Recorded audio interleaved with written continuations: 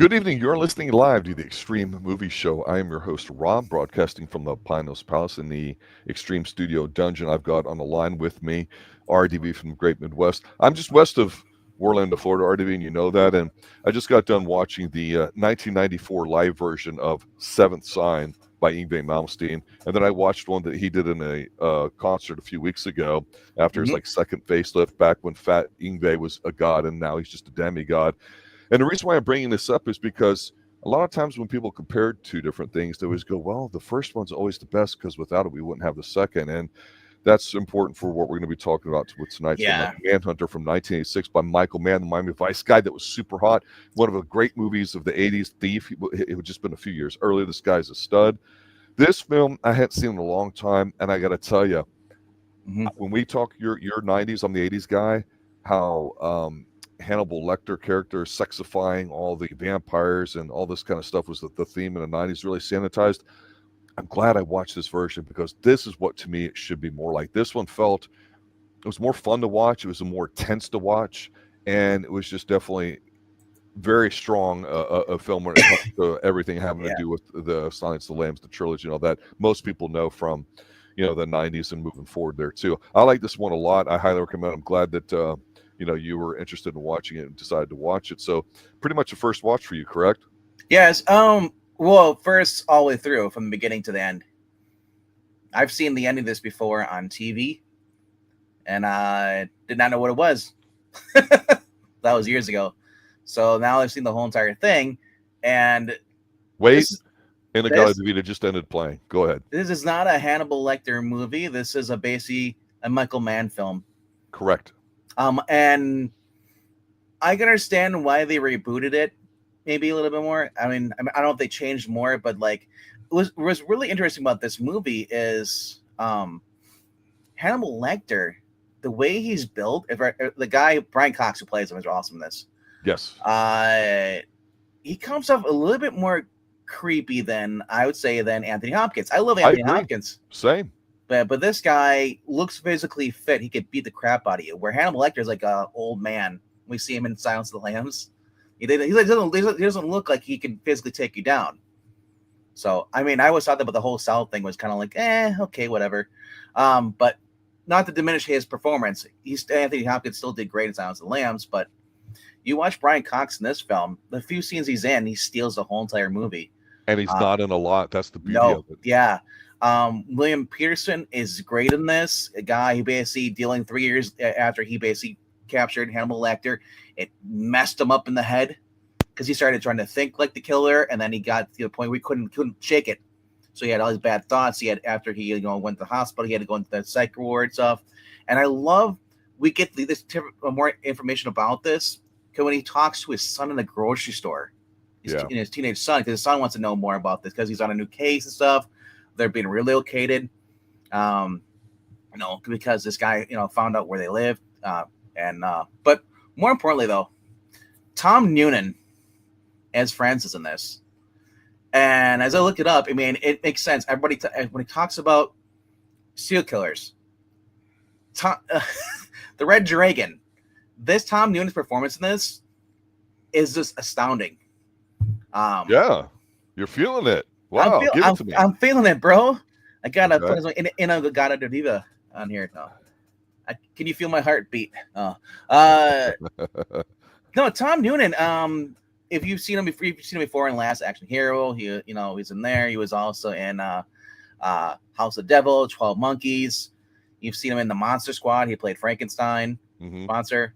But and he's done some other stuff too. And then every time he plays a role, he does it so well.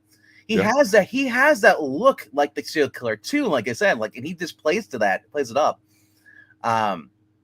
His character in here is obviously the tormented soul, or he's the 1 hour Photoshop guy. He's a guy who develops photos for you, and literally going around murdering these families. And they're trying to figure out why is this guy doing on full moons, and he's putting in teeth. So basically, he bites his victims, and not only that, he meets a woman who's blind who basically doesn't judge him, and he kind of falls in love with her a little bit. and then until his mind, because he's rational, thinks that she's cheating on him, and then he basically like snaps. That's towards the end of the movie, but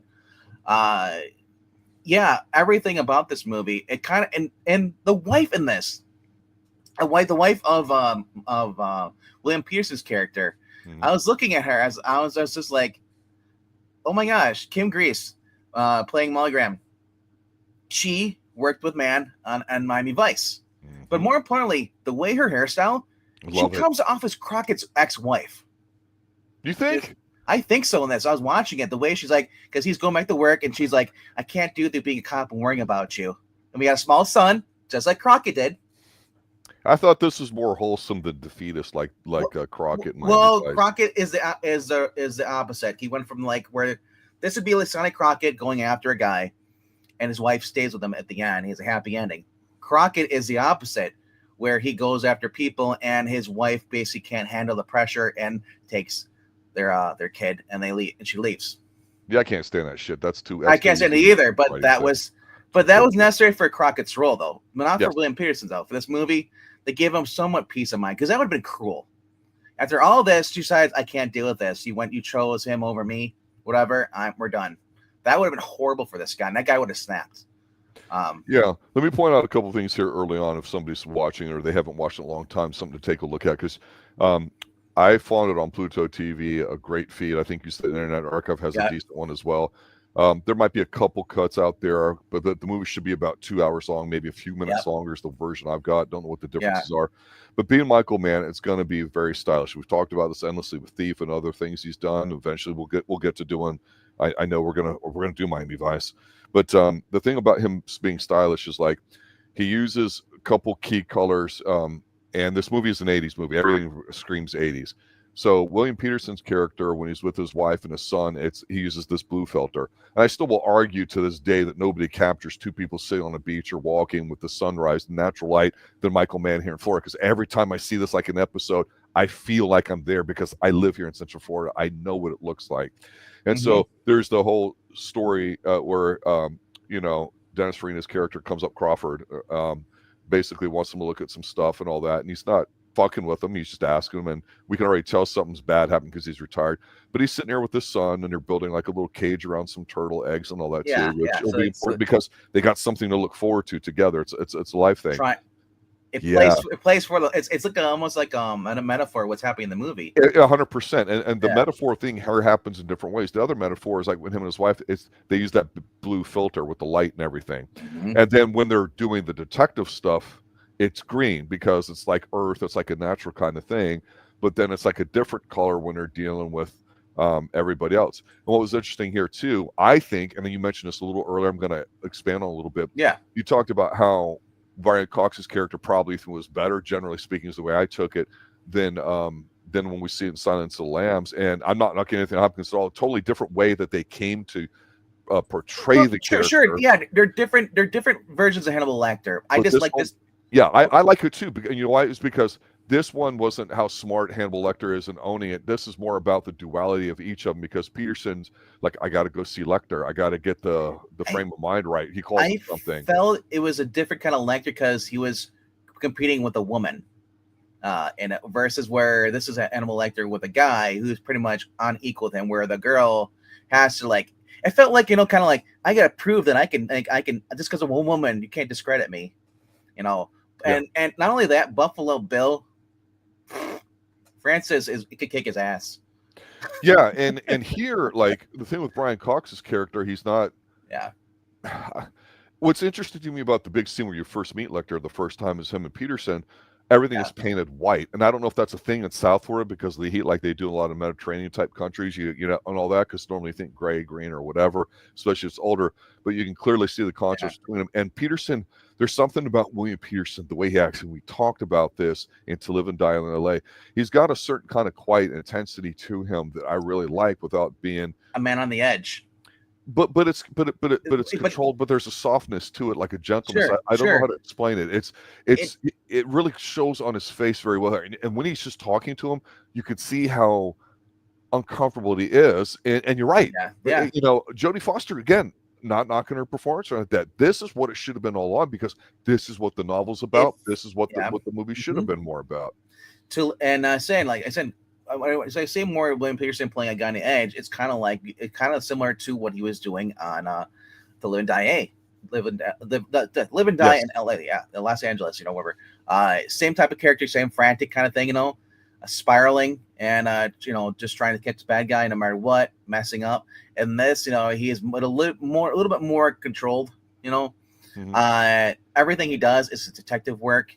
He's working with I don't know if he's still alive anymore, but Dennis Farina, I think he passed away. He may have. Yeah. Who was also on Miami Vice a couple times. And the Thief, I think. And Thief with James Caan, which is also, we did a review on that.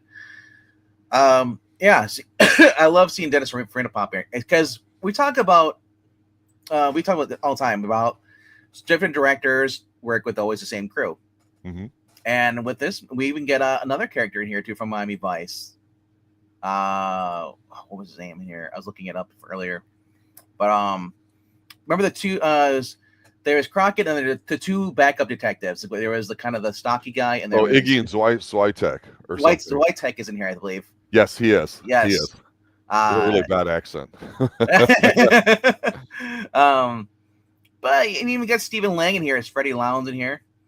Yeah, that's Stephen Lang, guys. That's Stephen Lang. That's Freddie Lowndes, and he's also been in appear later in with Farina in Mann's 2009 film called Public Enemies. So, like I said, I love the fact that Michael Mann has a lot of people he works with, just like Adam Sandler. When he does stuff, he has a lot of people he brings back, and it just works because we talk about it with Jackie Chan, whatever they always have the same people come in because they know how to make good movies together, and so they basically everyone knows what they need to do, and William Petersen is a great guy as far as his movies there.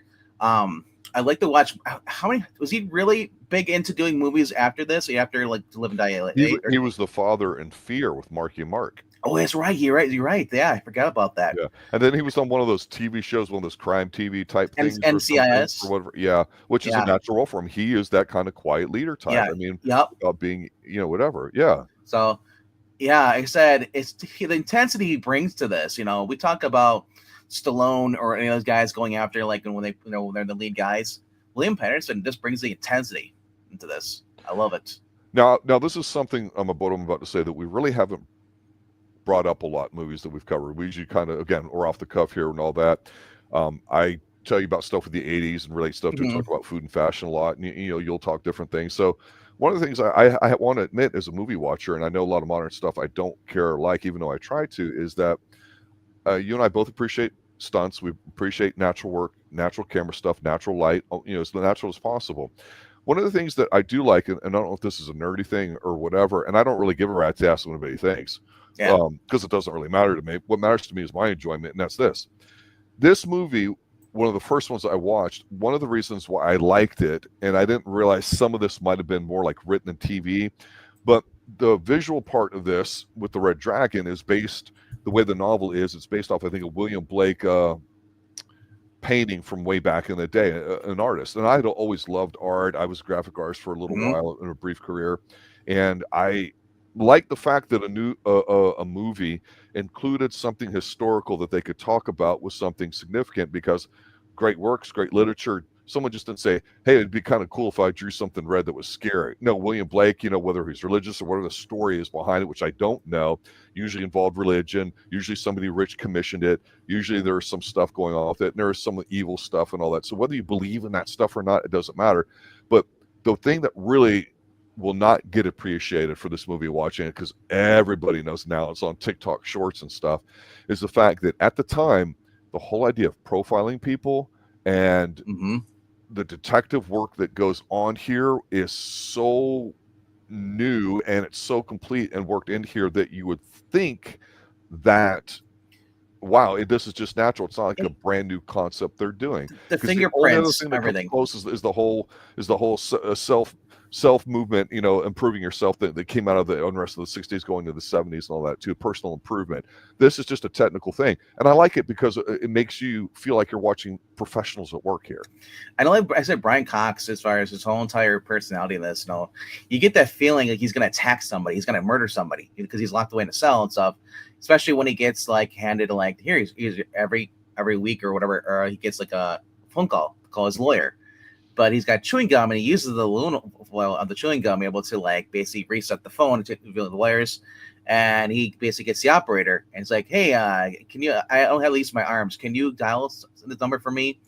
And then he finally call, and I love how he gets around and finds the information, finding that out where William Petersen's character lives now.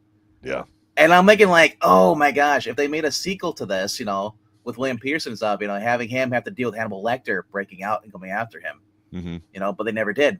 Instead, we got like a soft reboot. Quick question while we're halfway through this movie, kind of talking about some of the themes with it. I was a huge fan of the Mads Mikkelsen television show with Hugh Dancy in it that ran for 3 seasons about 10 years ago. You did not watch that? Didn't seen it.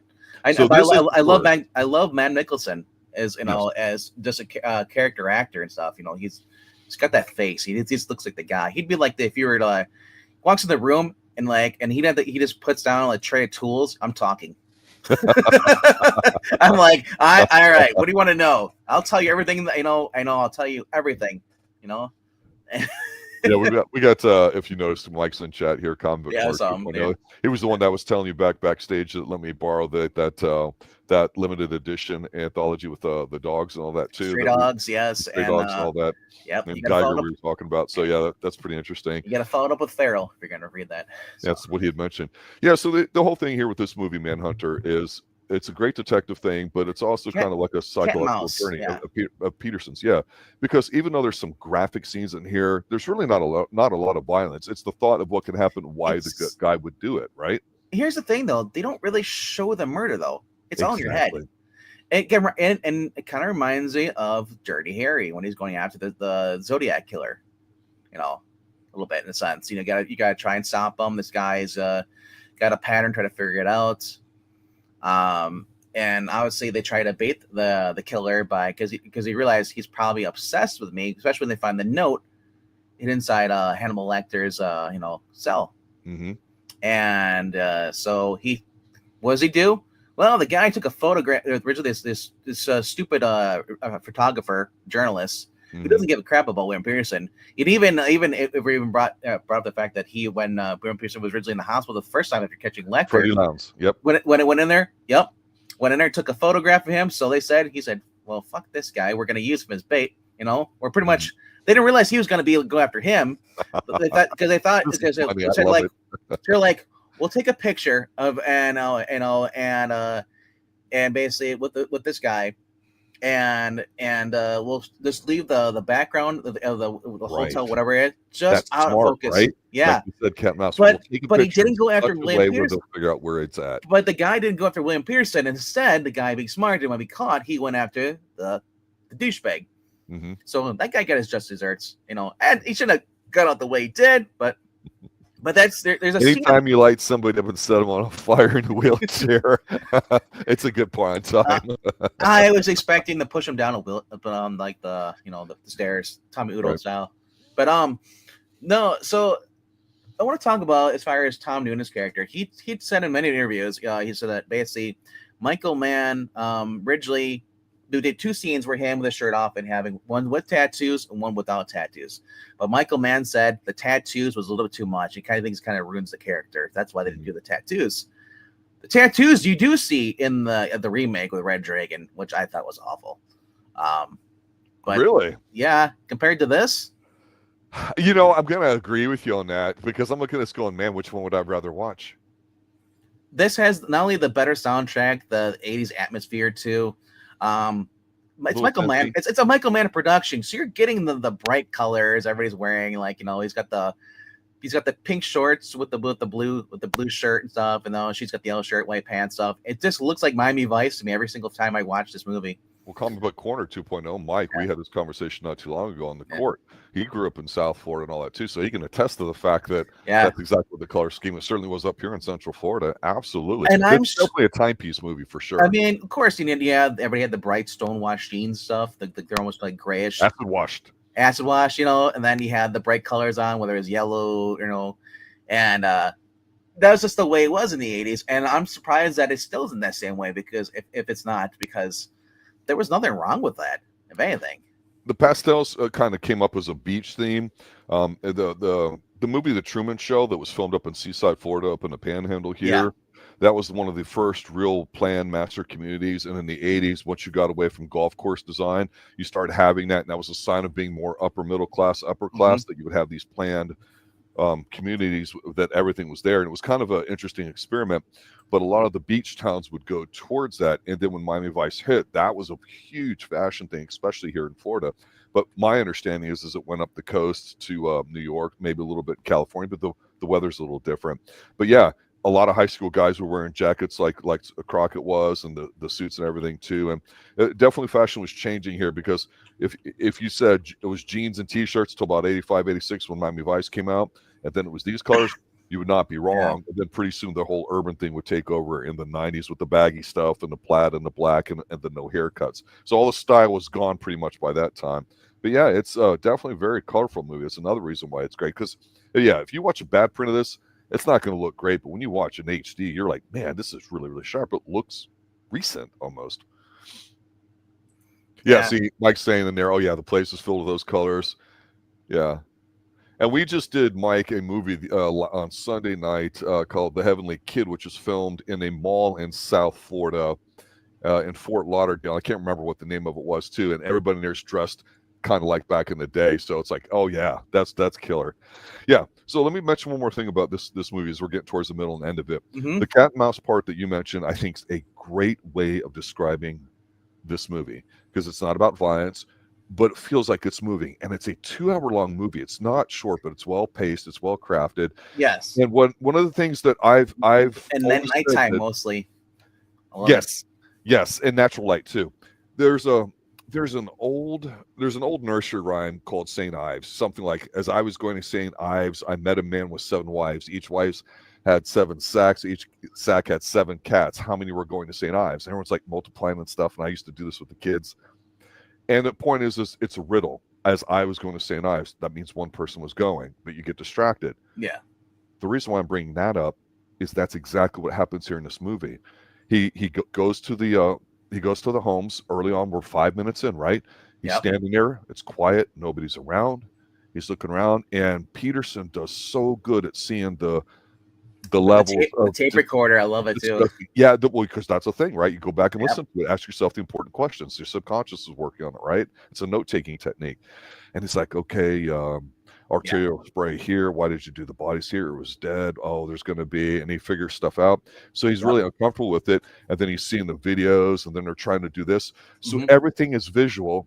But the beauty of this movie is, you as a viewer do not realize, and this is a minor spoiler, a major one, depending on how you feel about it. I'm going to give it to you.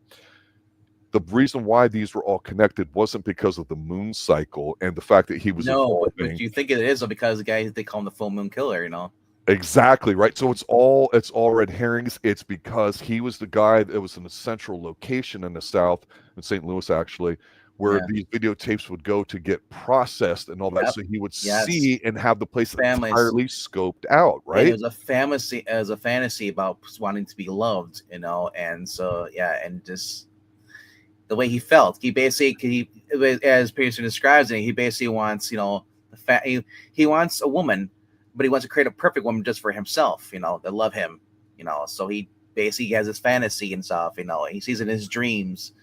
And the guy is a complete psychopath. But Tom Noonan is like one of those actors that kind of like, he'll be as soon as you see him in the movie, you're like, oh shit, who's he gonna kill now? Yeah. Right. I was trying to remember, like, I thought maybe he was in the Bone Collector, but I don't think he was.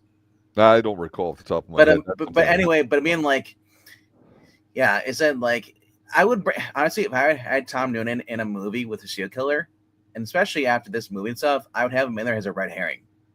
Because He just he gives out that creeper vibes, and naturally, he doesn't even have to do as much. You know, and he's not a funny bad is looking dude. It's just that he has that kind of look in his eyes. Some people have that crazy look. You know.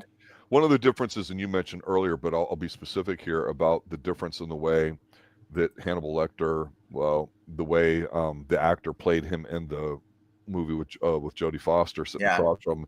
He says, "Okay, the way I got into characters, I thought of this guy's a killer. I'm going to go to the what's called the reptile part of your brain. There's a few different parts of your brain. This one is the old one that's been there for millions of years, depending on if you're religious, if you believe in evolution, whatever. So the point is it's very like subconscious kind of whatever and basic. So he would stare and not move and all that, not blink his eyes, and like a crocodile. That's basically what, like a gator here in Florida, right? They just sit there and stare at you. If you don't know that expression, it kind of freaks you out, and then you get like hypnotized, and then they come at you fast. Well, Brian Cox plays it totally different. He modeled off of some like Irish or whatever, a serial killer back in the day, and he was more concerned about his voice. So it's not a knock, but the way people chose to do it is great. And your description of this guy playing creepy is perfect because it doesn't take away or overpower, like say Jodie Foster's performance was overpowered.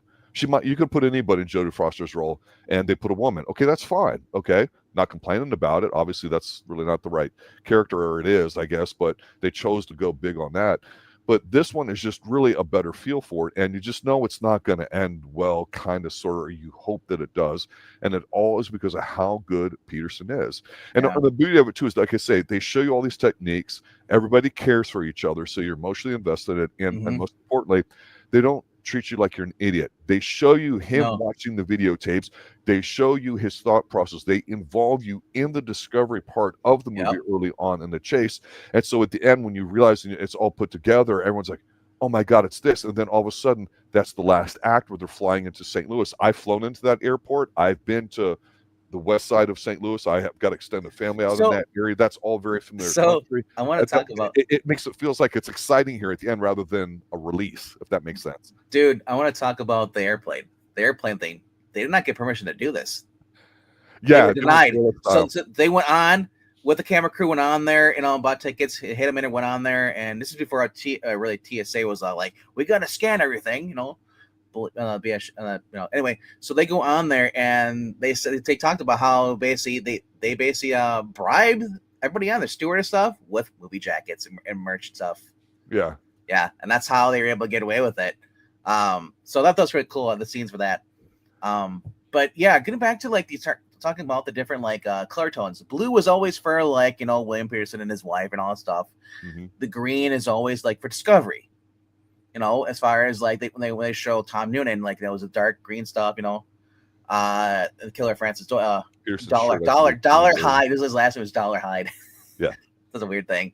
And other people like observed like the blue, blue associated with Molly, sex, and the Graham family home. While green denotes searching and discovery, pointing out the color of Graham's shirt when the investigation begins, and the green tone of the interior shots of the Atlanta police station. And then another guy suggested that this helps identify the character Graham with the goodness of the nature of the world, Dollar with the city where the sickness lives, and approach your and I guess this strong style approach basically grew criticism from reviewers at first, but it's since been like a hallmark of the film viewed more positively.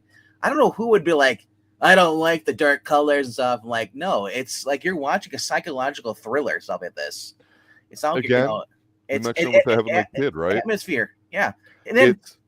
It's the way the 80s were. That anything that wasn't happy-go-lucky and sweet did not do well. I can ask when he's in like the grocery store with his son, they're going past the cereals and the coffee stuff.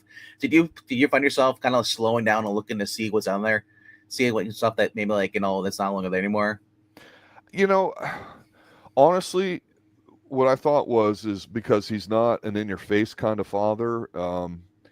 I thought of something you mentioned a long time ago, and it's really true because even obviously the 70s, so you didn't look at the products behind there and stuff like the old like I do sometimes, but I was more concerned about what he was saying because it involved the son and because I'd seen the other movie. It's so slow you can hear both, bro.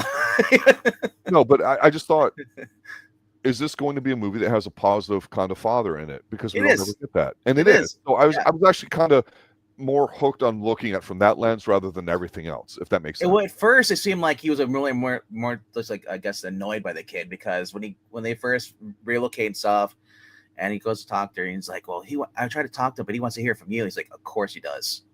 Mhm. Like he's so annoyed by the kid. I'm like, oh shit. But yeah. But I love, like I said, like that's one thing for me. I was born '85, so by the time I was like observing stuff of like my 1990, I was 5 years old. I was looking stuff.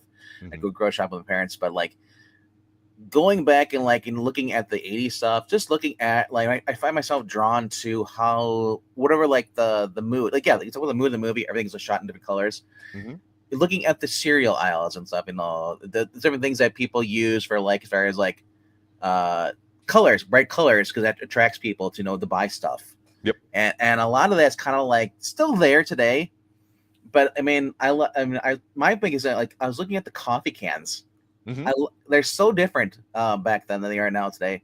The Uh, packaging was a bit more robust yeah, because I yeah. will tell you the boxes were bigger, the colors were whatever, and I've worked at plenty of grocery stores over the years doing They had everything. they had And then Folgers. when they're walking the Yeah, store, that's what you called fronting when you pull everything to the front and you yeah, make it facing. tall. Yeah, yeah, yeah, You're facing, fronting, yeah, whatever, yeah, and yeah. then walking would be roosting it down. So whatever aisle they're walking down, whatever store, which looks like a real store, not a set piece here, they would do all that too. And But there would I be they would handwrite all the but signs, sign I person. love the fact though they brought him into that conversation with his son.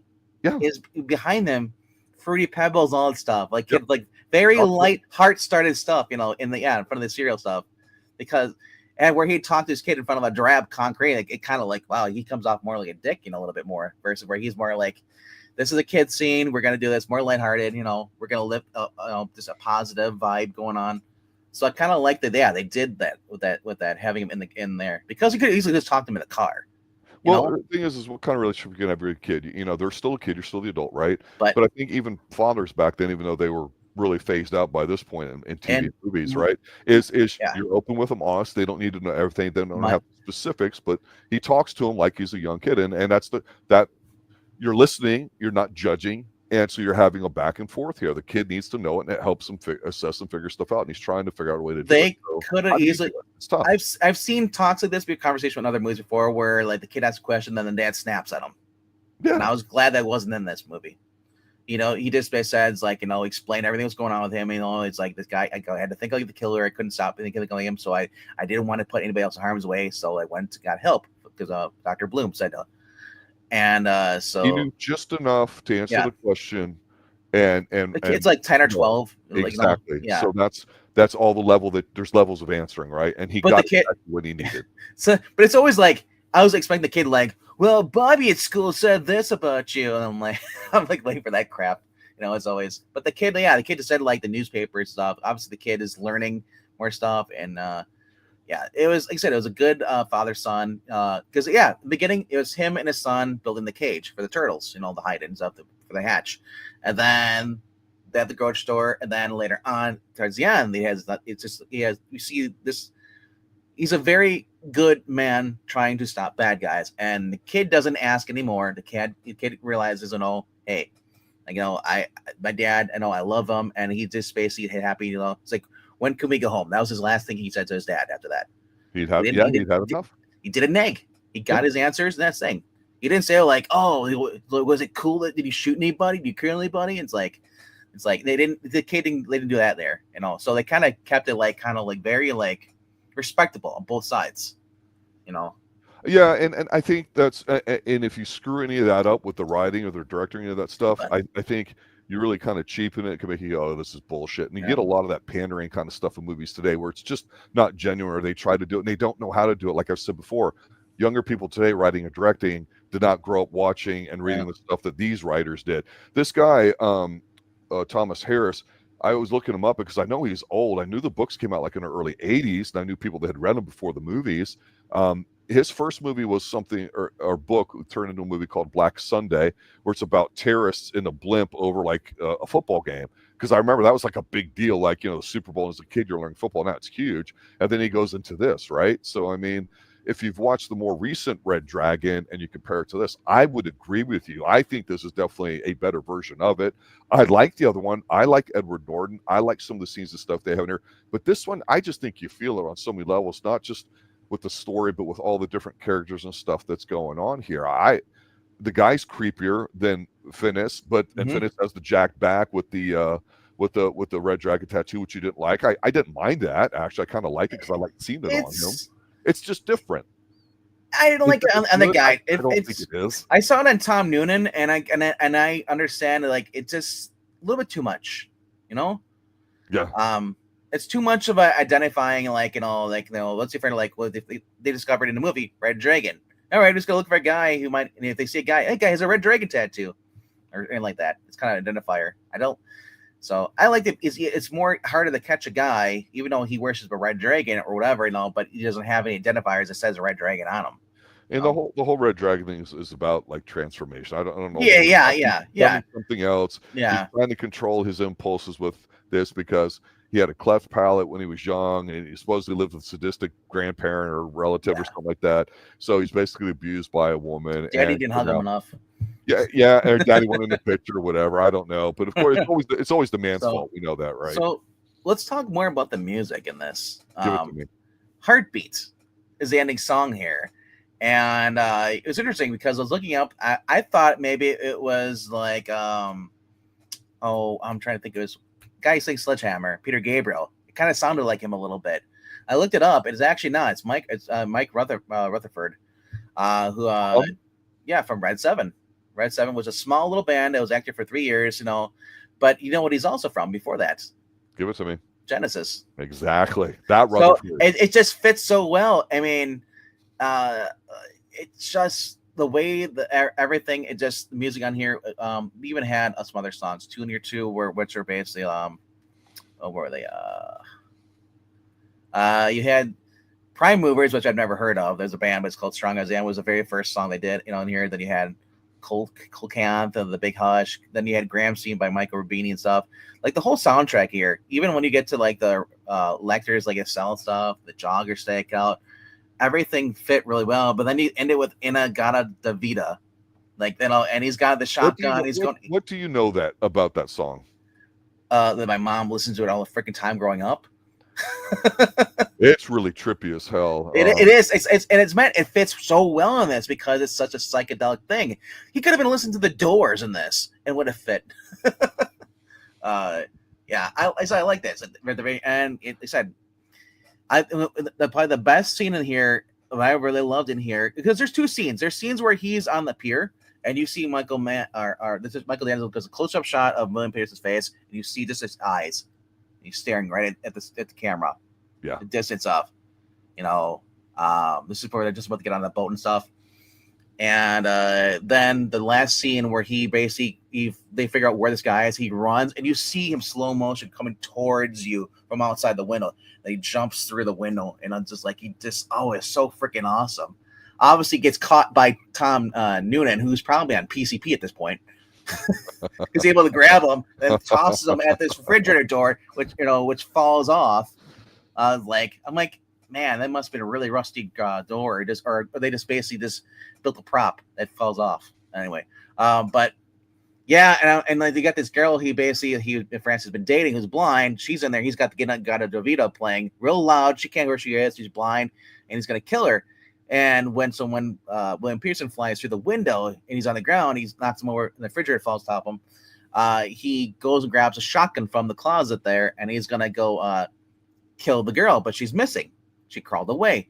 Then here comes cop number 1, cop number 2. He just starts blowing away. We get Dennis Farina, who basically comes running in too, and then he dodges a couple times, and then he gets shot in the shoulder or whatever, or almost caught. But while this is going on, I'm thinking, and you see William Petersen's character about to pass out, but he gets up and he's able to get a couple shots on the ground and just shoot him in the chest, and you see the blood splats in the back too. I was like, oh, it's so gnarly. At the end, you see he's like, he walks up to the girl who basically, after the scene's over, the girl's outside, the cops are there too, and everything, and he's hugging the blind lady, and he's just like, I'm William Petersen. I'm like, and I'm thinking like, he's trying to, I'm like, is he trying to tell himself that he's not, because Michael, trying to hold on to his sanity, sir. Yes, because you had to dive into the dark to be able to be successful. Yes, and Hannibal Lecter planned early movie that maybe you like killing. That's why. So it's like he had to convince himself. I was like, not only telling her who he is, but he's also, for his own peace of mind, reminding himself, I'm William Petersen. I'm not a killer. I'm not anyone else. Like, so I kind of like that towards the end there too. But like, yeah, that whole scene towards the end there was kind of crazy. So I don't know how much you looked up before as far as people were going to be cast for Hannibal Lecter. They originally went when they tried to get John Lithgow, Manny Paquin, and William Friedkin and Brian Dennehy. That William Friedkin, the Exorcist guy, Manny Paquin, I think was the lead guy in that Claire Danes show where the guy came back as a Muslim, as a sniper, but they thought he'd been turned, but she thought he'd been turned and he didn't, and he's should have blown everybody up. Yeah, he's been around for a while. He's also Fallen. We watched too. Time is on my side. Yes. Brian Dennehy, which Brian Dennehy in the 80s. Oh man. Yeah. From Rambo and stuff. Yeah. But the reason Cox got the role because Brian Dennehy, so he said, "Hey, get him." Yeah. And Cox based his portrayal was based on Scottish serial killer Peter Manuel, who said he didn't have a sense of right or wrong. So Cox also suggested that his selection was due to his nationality, claiming that characters are a little bit nasty or best played by Europeans. Mann, and then Mann kept the role for Lecter very short, believing that it was such a charismatic character that he wanted the audience almost not to get enough of him. Yeah. And for the role of Will Graham, he said D. Laurentiis had expressed interest in Richard Gere, Mel Gibson, and Paul Newman. But they said, having seen the footage of William Petersen and To Live and Die LA, dude, they said, we got to get this guy. Yeah, great. That's a great film. We covered that a few months ago here. So, and I can see it. I said, after watching him in To Live and Die LA, hi, dude, that would have been my first choice. Get this guy. Yeah. Yeah. He's so hot right now. Especially after seeing the car chase after they kill the guy and like getting to Live and Die, and he's driving stuff, and the guy's like, he has that frantic look. Yeah. I love it. You can see right here. He looks like he's very all there, but he's inside. He's kind of like sweating a little bit and stuff too and stuff. It's just, I love it. So it was a great casting all around. I have to joke a little bit, as we close the episode here about some different things, and 60 songs and psychedelics would just ramble on forever, and that's what In-A-Gadda-Da-Vida is, because to me, up to this point, because I had known who Ted Nugent was since the 70s, and Stranglehold was always a personal favorite, and it's like an 8-10 minute jam. This thing's probably 15 minutes, the full version. You get a lot of it in here because it just plays constantly while they're having the shootout and everything goes, which I like it because you don't have to hear people talking and all that shit. I don't want to hear people talking when they're fighting or going to kill each other. I just want to see it, put some music on, give me a nice background, like we're good, like Mortal Kombat, right? And but in the 70s, you never knew how to end a song, so people would fade out a lot with guitar solos. In the 80s, like we talked about, especially 10 to Midnight, which we've read a long time ago, is one of the first movies I went crazy, ape shit about it, because boom, you can't kill me because I'm crazy. They'll just let me out. And he goes, no, they won't. Boom, and then they kill him, and you roll credits. That's exactly what happens here. Thank you, Michael Mann.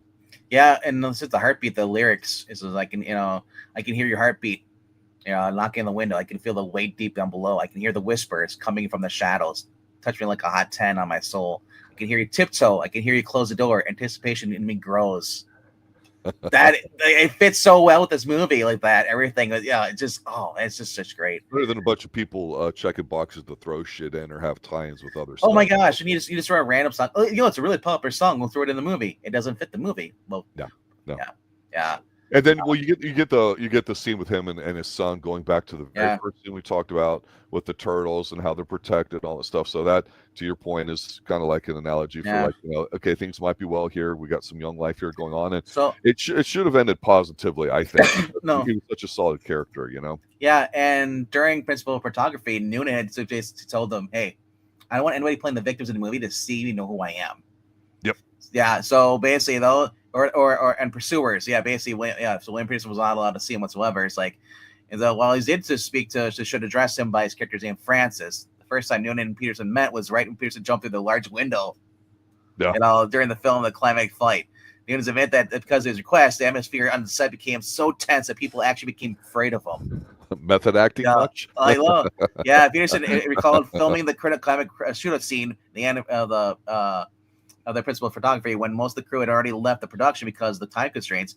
With no special effects crew to provide the blood splatter for the gunshots, Petersen strived how the remaining crew would blow up ketchup across the set with hoses if such effects were needed. And then Joan also related that Mann simulated the impacts of bullets in Dollar Hyde's kitchen by throwing glass jars across the surfaces that they would shatter when he needed them to. One of these broken jars left a shard of glass embedded in Petersen's thigh during filming. The pool of blood forming around Noonan's character at the end of the scene was intended to be alluded to the red dragon tattoos worn by the character in the novel, but the shot left Noonan lying in a corn syrup stage blood for so long he became stuck to the floor. That is just... You had some juice about this film. Honestly, I really liked it a lot. I thought you might like it because it's Michael Mann and his aesthetic, but I don't know if you'd like the concept. Here's the thing.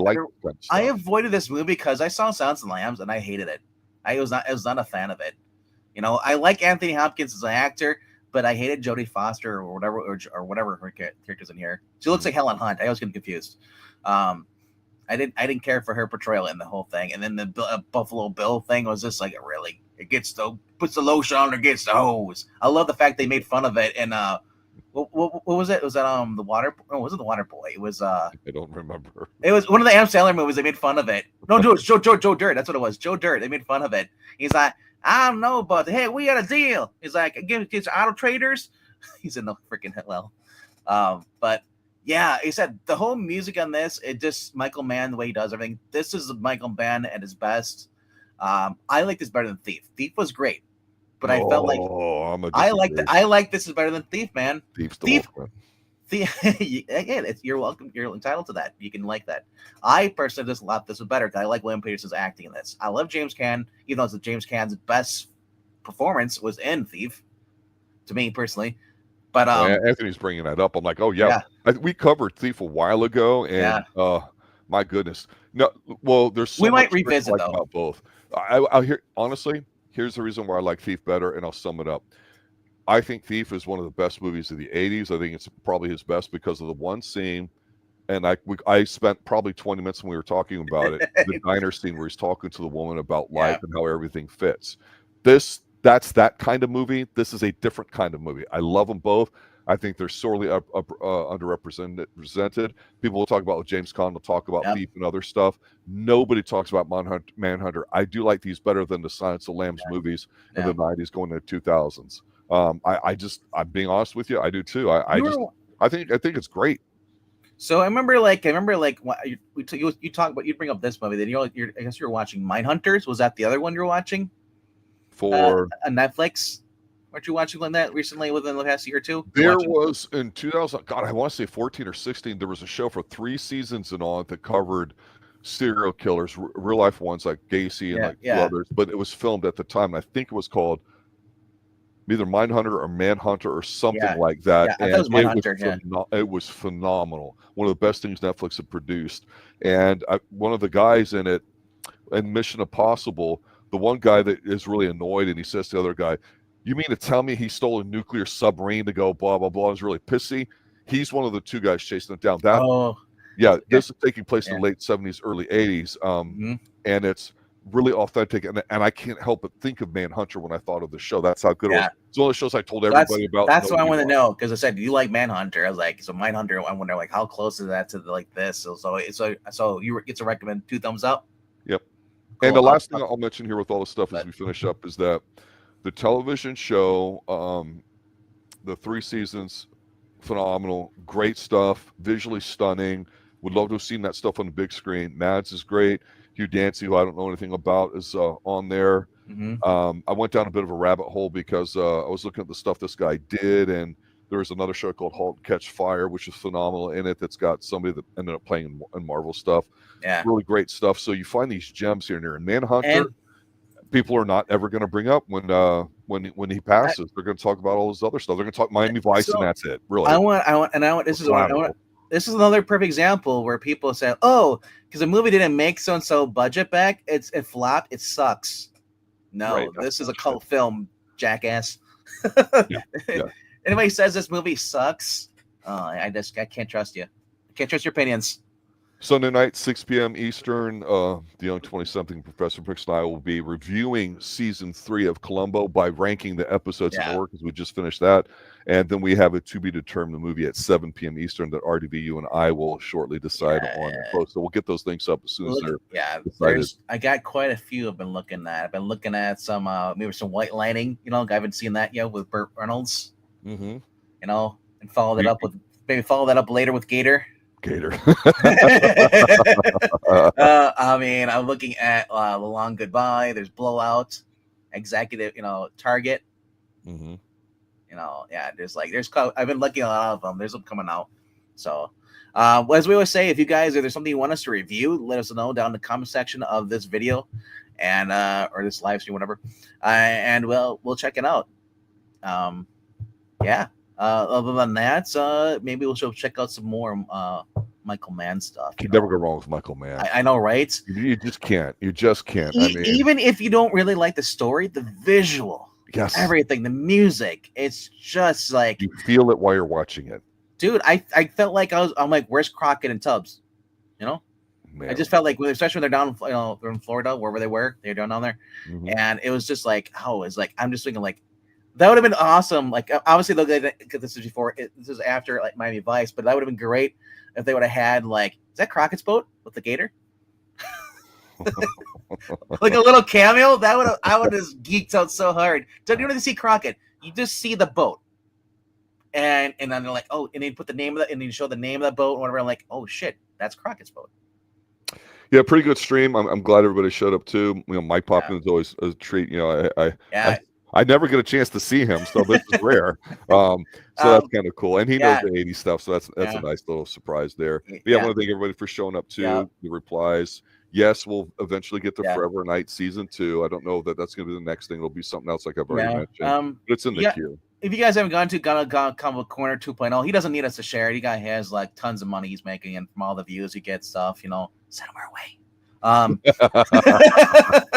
So it's always great to see him popping in here too. Anthony Draven, it's great to see you too. Jay was in here earlier. Early. Yeah, early, and he said this is better than Red Dragon. And he's correct. Yeah, he is correct. So anybody else who might have watched us on the replay, thank you for watching this. And if you haven't done so, subscribe, do all that fun stuff, and we'll see you on Sunday.